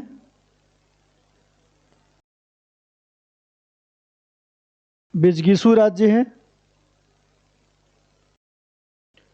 उदासीन राज्य है, शत्रु राज्य। इसमें सबसे इंपॉर्टेंट राज्य होता है बिजगीसु। सारे वैदेशिक संबंध बनाने का, बिगाड़ने का काम कौन करता है? बिजगीसु ना। बिजगीसु राज्य का मतलब होता है, पहले ही मैंने बताया था, जीतने की इच्छा, विजय की इच्छा रखने वाला, इच्छा रखने वाला राज्य, रखने वाला राज्य। जैसे अपने पड़ोस में चीन है, चीन अक्सर बिजगीसु राज्य के रूप में देखा जाता है। हालांकि भारत भी कम नहीं है, भारत भी बिजगीसु राज्य। भारत भी हारने की इच्छा रखता है। भारत को भी मौका मिले तो चीन पे चढ़ाई करेगा, नहीं करेगा? अब कितना भी कहो नहीं करेगा, नहीं करेगा, हम तो कहते हैं कि करेगा और करना भी चाहिए। तो बिजगीसु राज्य का मतलब होता है जो जीतने की इच्छा रखने वाला है। बिजगीसु राज्य के सीमा के पास जो भी दूसरे बिजगीसु राज्य रहते हैं, उनके विरोधियों में संधि होने पर या अनुग्रह करने में या विरोध होने पर दंडित करने में जो समर्थ राजा होता है उसे मध्यम राजा कहते हैं। उदाहरण के लिए अगर हम बिजगीसु चीन को मान लें कि चीन बिजगीसु है, तो भारत मध्यम है। मतलब अगर चीन किसी प्रकार का कोई संधि करता है, समझौता करता है या बदमाशी करता है, तो हम उन सब में बड़े इंपॉर्टेंट होते हैं और हमारे पास इतना सामर्थ्य है कि हम उसको दंडित भी कर सकते हैं। ऐसे को मध्यम राजा कहते हैं। बिजगीसु के समीप, किंतु सामर्थ्यवान राज्य। आई समझ में बात? अगर चीन विजगीसु है तो भारत मध्यम है, अगर भारत विजगीसु है तो चीन मध्यम है। ऐसे ही उदासीन राज्य, उदासीन राज्य, उदासीन राज्य, मध्यम विजगीसु,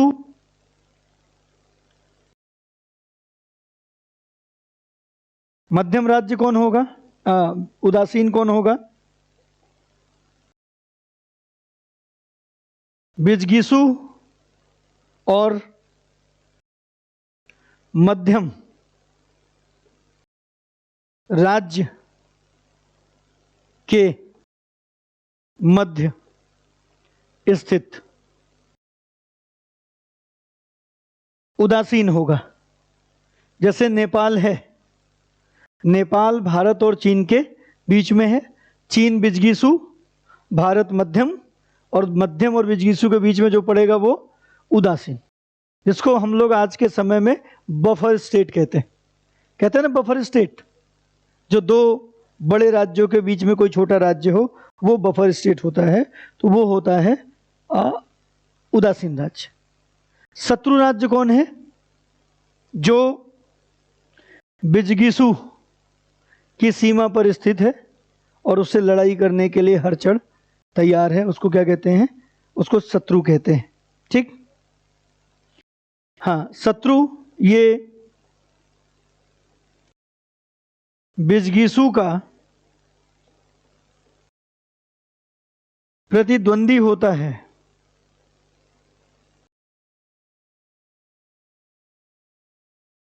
जैसे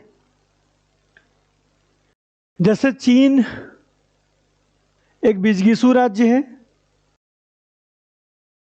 जापान उसका प्रतिद्वंदी राज्य है ना, मतलब शत्रु राज्य है।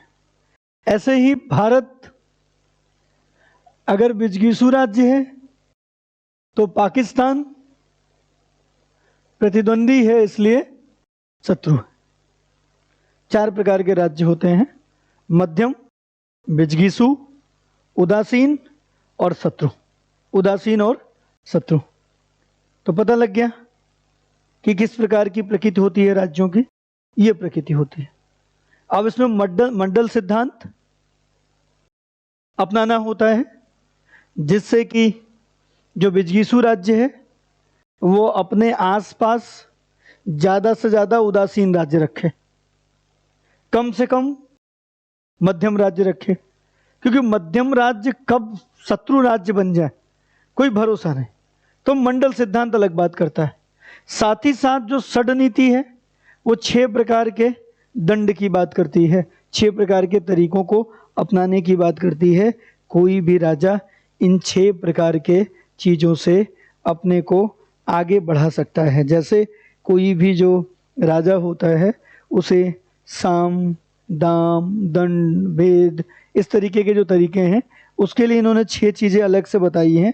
इन्होंने कहा है कि कुछ 6 नीतियां हैं जिनका उपयोग करना चाहिए। जैसे राजा को पहले संधि का सहारा लेना चाहिए, संधि नहीं हुई तो विग्रह का सहारा लेना चाहिए, यानी का सहारा लेना चाहिए, आसन का सहारा लेना चाहिए, द्वैधी भाव का सहारा लेना चाहिए, संश्रय का सहारा लेना चाहिए। ये कुछ 6 नीतियां हैं जो अंतर्राष्ट्रीय संबंध में किसी भी राज्य को अपनाया जाना चाहिए या अंतर्राष्ट्रीय संबंध में राज्य से अपनाए, कुछ ऐसा बताने का इनका प्रयास होता है। ठीक, चलिए आगे लिख लीजिए।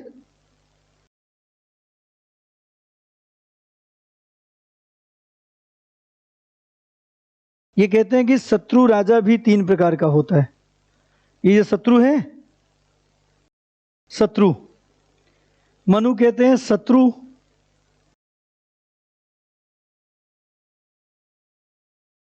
तीन प्रकार का होता है। शत्रु 3 प्रकार का होता है। पहला सहज शत्रु, सहज शत्रु। दूसरा कृत्रिम शत्रु, कृत्रिम शत्रु, सहज शत्रु, कृत्रिम शत्रु।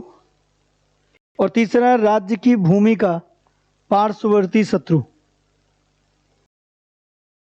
राज्य की भूमि का पार्श्ववर्ती शत्रु।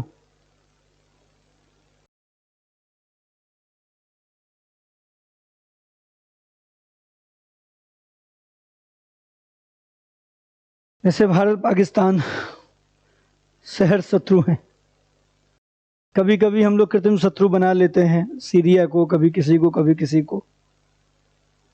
इसके अलावा राज्य की भूमि के पीछे वाले हिस्से का शत्रु, जैसे चाइना, तो ऐसे भी हमारे पास होते हैं। पाकिस्तान शहर शत्रु है, ठीक। मंडल की 12 प्रकृतियां मनु बताते हैं।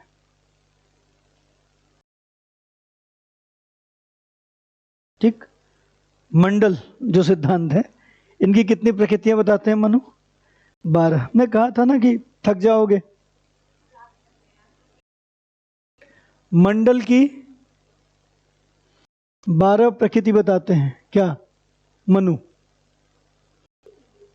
12 प्रकृति नहीं लिखते हैं। साथ ही साथ वो कहते हैं कि अपना नियंत्रण बनाए रखने के लिए, अपना नियंत्रण बनाए रखने के लिए, अपना नियंत्रण बनाए रखने के लिए शत्रु राजाओं से अलग अलग, शत्रु राजाओं से अलग अलग रखने के लिए, शत्रु राजाओं से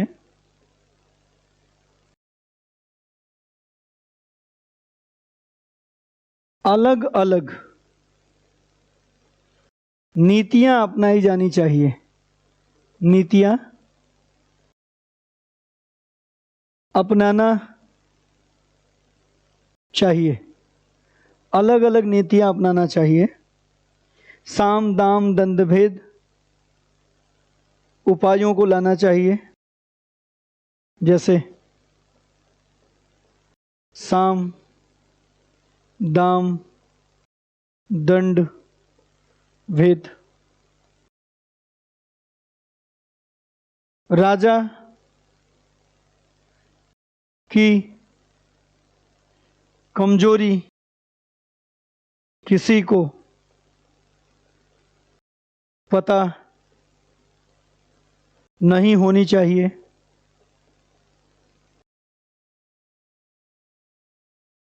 राजा की कमजोरी का पता किसी को नहीं होना चाहिए, कमियां नहीं होना चाहिए। दूसरा कमी अगर जान गया तो चीज़ें आपकी क्या हो गई, खत्म हो गया।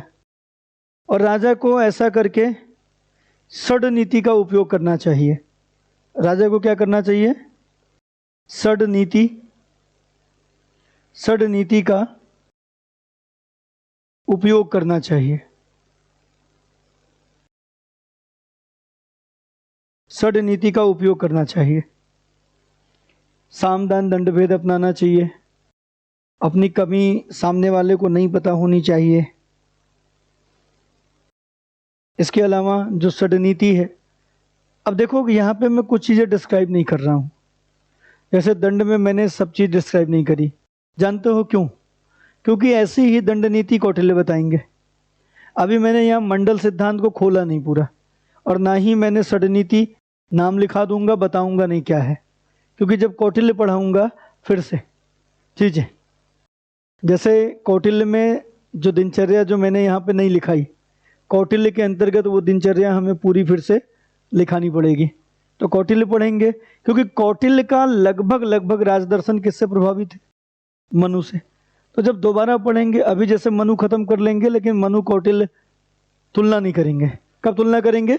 जब कौटिल्य पढ़ लेंगे तब कौटिल्य से तुलना करेंगे। षड नीति, षड नीति में कुल 6 नीतियों की बात है। इन नीतियों को अपनाया जाना चाहिए।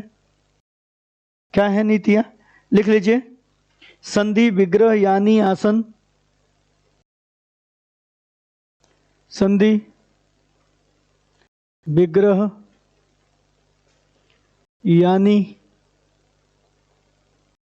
आसन, आसन, द्वैधी भाव और संश्रय। षड्नीति में द्वैधी भाव और संश्रय। संधि का मतलब जानते हैं, चीजों को जोड़ना। विग्रह का मतलब अलग करना।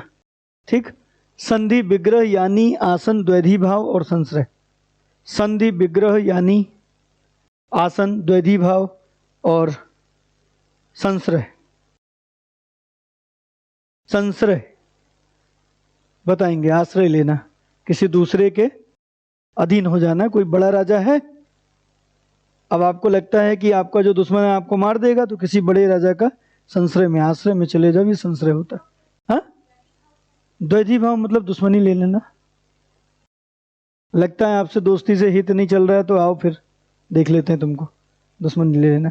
बताएंगे, सब बताएंगे। हमने क्या कहा था, सब बताएंगे कौटिल्य में। ठीक, लिख लीजिए।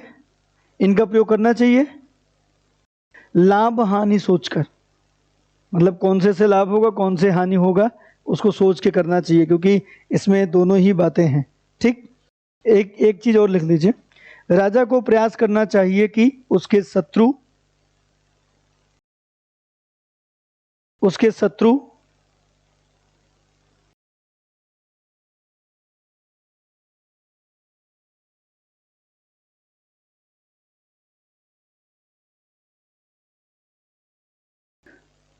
राजा को प्रयास करना चाहिए कि उसके शत्रु मध्यम तथा उदासीन राजा न हो। उसके शत्रु मध्यम तथा उदासीन राजा न हो।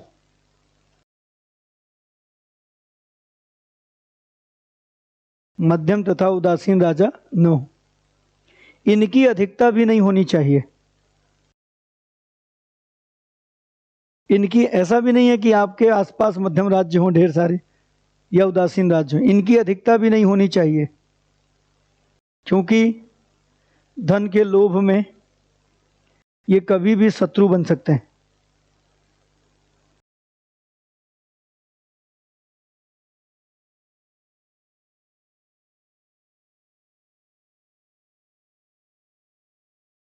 ठीक, आगे लिखिए।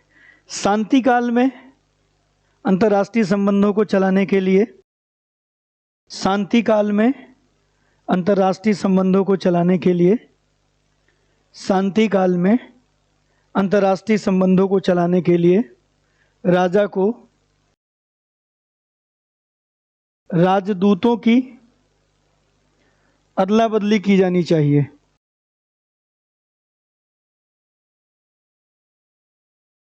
राजदूतों की अदला बदली की जानी चाहिए, है ना, क्योंकि वास्तव में मित्रता कौन स्थापित करता है, राजदूत।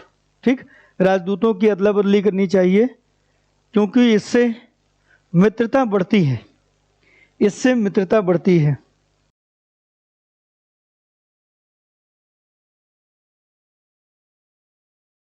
ठीक, अगली लाइन। मनु लिखते हैं कि मनु लिखते हैं कि राजा को मनु लिखते हैं कि राजा को सामदाम दंडभेद मनु लिखते हैं कि राजा को सामदाम दंडभेद से साम दाम दंड भेद से राज्यों को जीतना चाहिए, युद्ध से नहीं, युद्ध से नहीं, युद्ध से नहीं। साम दाम दंड भेद से जीतना चाहिए, युद्ध से नहीं, क्योंकि युद्ध से दोनों पक्षों का नाश होता है। क्योंकि युद्ध से दोनों पक्षों का नाश होता है। युद्ध से दोनों पक्षों का नाश होता है। दोनों पक्षों का नाश होता है। ठीक, अब इसका मतलब क्या है कि मनु राजा को कह रहे हो कि डरते रहो? नहीं, लिखे आवश्यक हो जाने पर राजा को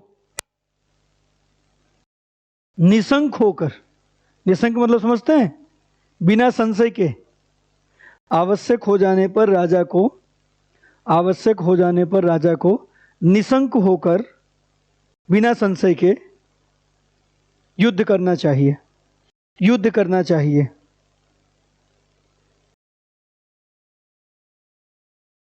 युद्ध राजा का पवित्र कार्य है, युद्ध राजा का पवित्र धर्म है, लिख लीजिए। युद्ध, ये बात हेगल ने चुरा ली नहीं, हेगल भी कहता है युद्ध राजा का पवित्र धर्म है।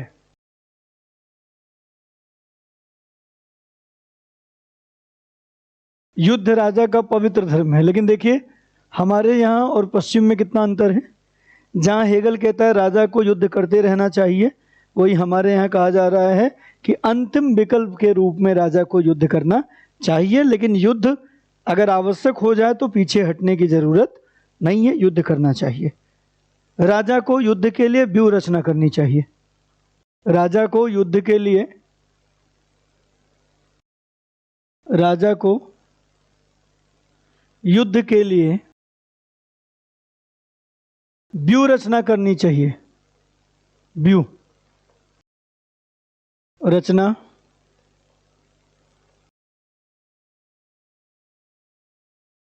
राजा को युद्ध के लिए व्यूह रचना करनी चाहिए, राजा को युद्ध के लिए व्यूह रचना करनी चाहिए, व्यूह रचना करनी चाहिए।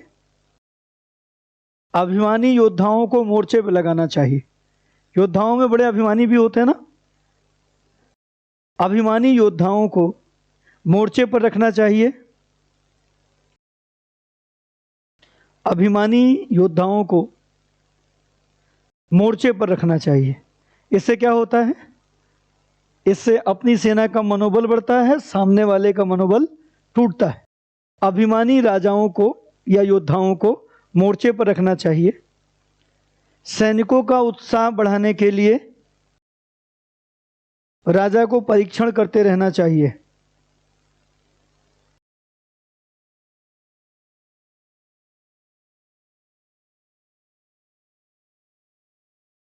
अरे इतनी बढ़िया संहिता है, मनुस्मृति वगैरह इतनी बढ़िया संहिता है कि पढ़ो तो सब कुछ है, सब कुछ लिखित है ना। यही कारण था कि हमारे यहाँ लोगों में चीज़ों को नोट कर देने का, रिटर्न में लाने का बड़ा बढ़िया गुण था। अभिमानी योद्धाओं को मोर्चे पर रखना चाहिए, सैनिकों का मनोबल बढ़ाने के लिए राजा को परीक्षण करते रहना चाहिए। आगे लिखे, मनु युद्ध के कुछ सिद्धांत भी स्थापित करते हैं। मनु युद्ध के कुछ सिद्धांत भी स्थापित करते हैं। मनु युद्ध के कुछ सिद्धांत भी स्थापित करते हैं, जैसे जैसे निशस्त्र एवं वाहन रहित व्यक्ति का वध नहीं करना चाहिए। निशस्त्र तथा वाहन रहित व्यक्ति का वध नहीं करना चाहिए। आज भी है, वध नहीं करना चाहिए। वाहन रहित और निशस्त्र व्यक्ति का वध नहीं करना चाहिए। युद्ध निर्धारित अवधि में ही करना चाहिए।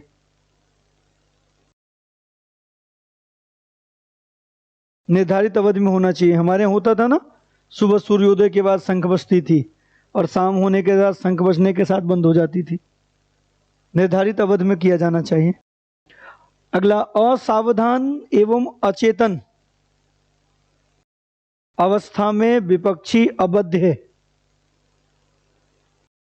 असावधान असावधान असावधान एवं अचेतन अवस्था में विपक्षी अबद्ध है। हालांकि महाभारत में ऐसे निपटा दिया गया किसको, द्रोणाचार्य को। अचेतन अवस्था में विपक्षी अबद्ध है। अगला, शरणागत विपक्षी अबद्ध है।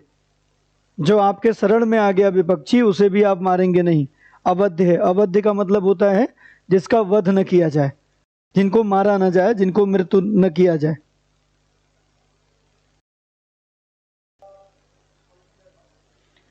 शरणागत विपक्षी अवध है।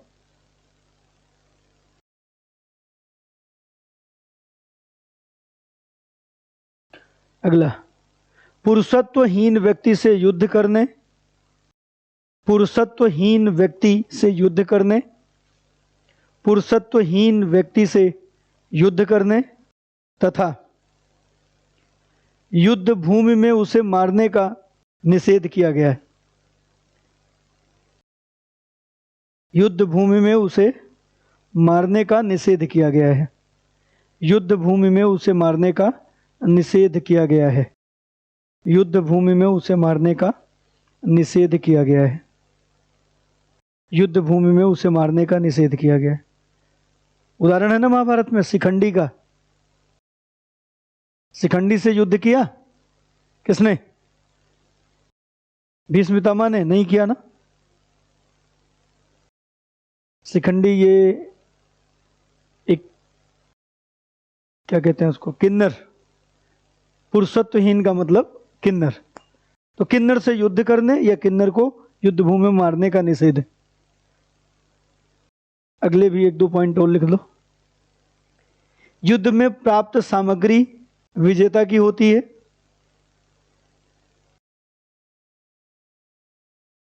युद्ध में प्राप्त सामग्री विजेता की होती है। विजेता की होती है। द्रव्यों एवं मूल्यवान वस्तुओं को राजकोष में जमा करना चाहिए। द्रव्यों मतलब पैसा। द्रव्यों एवं मूल्यवान वस्तुओं को राजकोष में जमा करना चाहिए।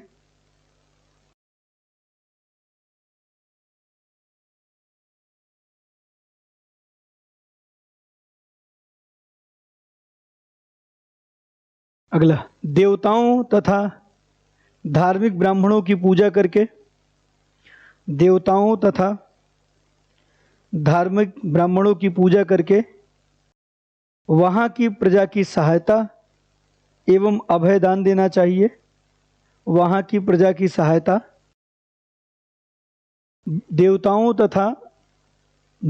तथा धार्मिक ब्राह्मणों की पूजा करके, देवताओं तथा धार्मिक ब्राह्मणों की पूजा करके वहाँ के प्रजा की सहायता, वहाँ के प्रजा की सहायता तथा अभय दान दिया जाना चाहिए।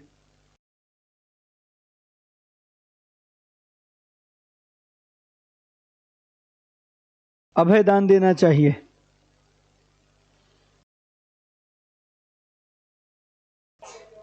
अरे भाई, मारना नहीं चाहिए, उनको मुक्त कर देना चाहिए। ठीक। यदि वहाँ की प्रजा अपने राजा से संतुष्ट रही हो, यदि वहाँ की प्रजा, देखो कितना बढ़िया कॉन्सेप्ट है। यदि वहाँ की प्रजा अपने राजा से संतुष्ट रही हो तो उसी के वंश के किसी व्यक्ति को, उसी के वंश के किसी व्यक्ति को राजपद प्रतिष्ठित करना चाहिए। राजपद पर प्रतिष्ठापित करना चाहिए। वहीं उसी वंश के किसी व्यक्ति को राजपद पर प्रतिष्ठापित करना चाहिए। यदि पराजित राजा जीवित है, यदि पराजित राजा मतलब हारने वाला राजा जीवित है,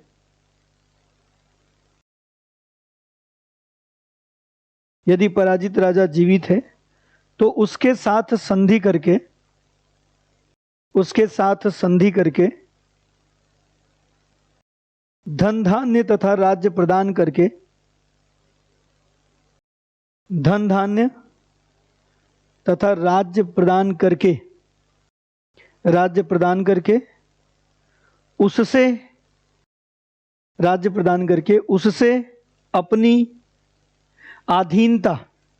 उससे अपनी अधीनता स्वीकार कराकर लौटाना चाहिए। उससे अपनी अधीनता स्वीकार कराकर लौट आना चाहिए। ठीक है, ये इतनी उदारता की बात हमारे मनुस्मृति में है हर व्यवस्था के संबंध में। तो ये रहा आपका मनुस्मृति। यहाँ पे मनुस्मृति जो है या मनु आज खत्म हो गया। आज मनु की कक्षा आपकी पूरी हो गई। ठीक है, मनु की क्लास आज बस यहीं तक। ठीक है, तो ये रही मनु की क्लास और मनु की क्लास पूरी हो गई। ठीक, चलिए धन्यवाद, आज के लिए बस यहीं तक।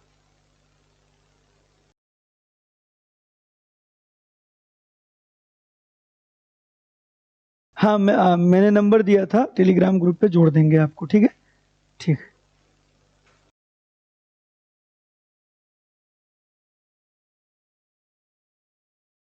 कल कौटिल्य पढ़ाएंगे। कल संडे है, कल सैटरडे, परसों है, कल पढ़ाएंगे कौटिल्य।